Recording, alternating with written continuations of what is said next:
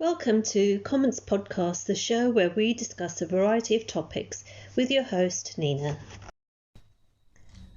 A few weeks ago, a woman was reported missing whilst walking home alone after visiting her friend near Clapham Common, London.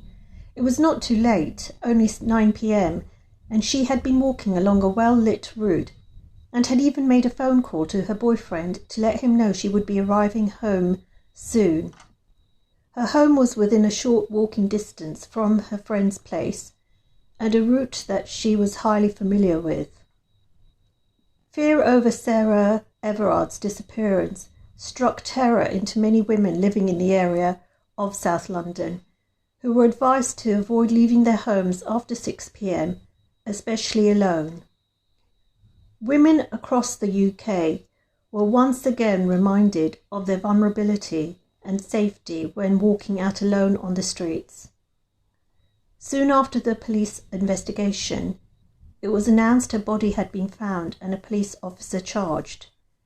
There has been an outpouring of emotion, and it has ignited a major discussion about the safety of women on the streets, out alone. This has been directed primarily to raise awareness of the issue, especially amongst men. Many women have taken to social media to express their experiences of sexual harassment, catcalling. They collectively acknowledge how many feel compelled to clutch their front door keys, carry their mobile phone in their hands, and fear hearing footsteps behind them when walking out alone, especially in the dark.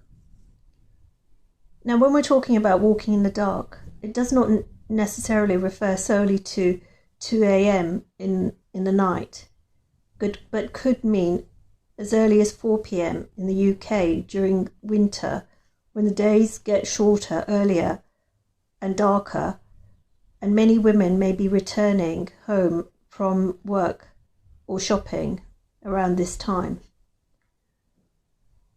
On the Saturday, despite lockdown restrictions, hundreds of women gathered around Clapham Common in London to attend a candlelit vigil in Sarah's memory.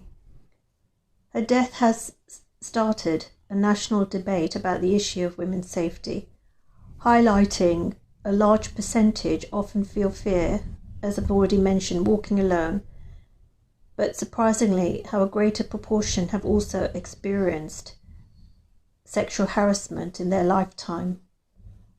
The large numbers of females speaking openly about their experiences highlights what a major problem this has been for many decades and still is currently. At last there is a national debate on the issue. Men too are getting involved in the discussion about what can be done.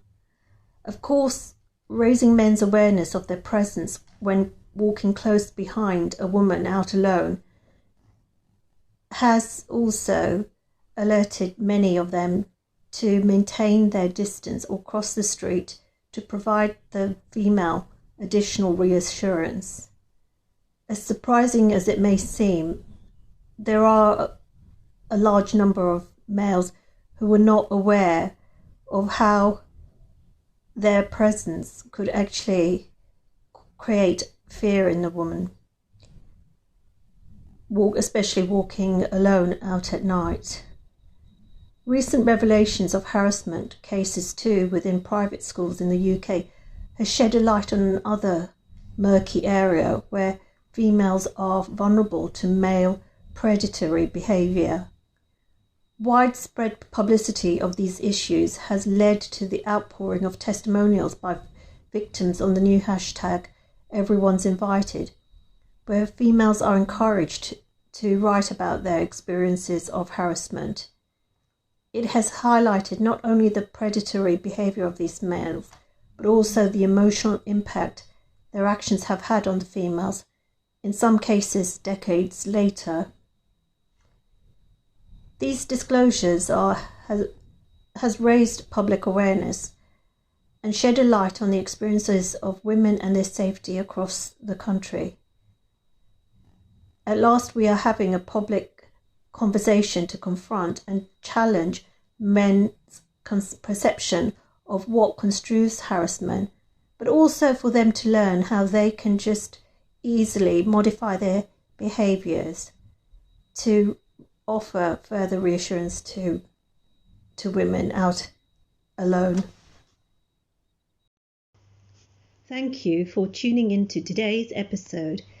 You can subscribe to the Comments podcast via iTunes, Spotify, and other major podcast providers.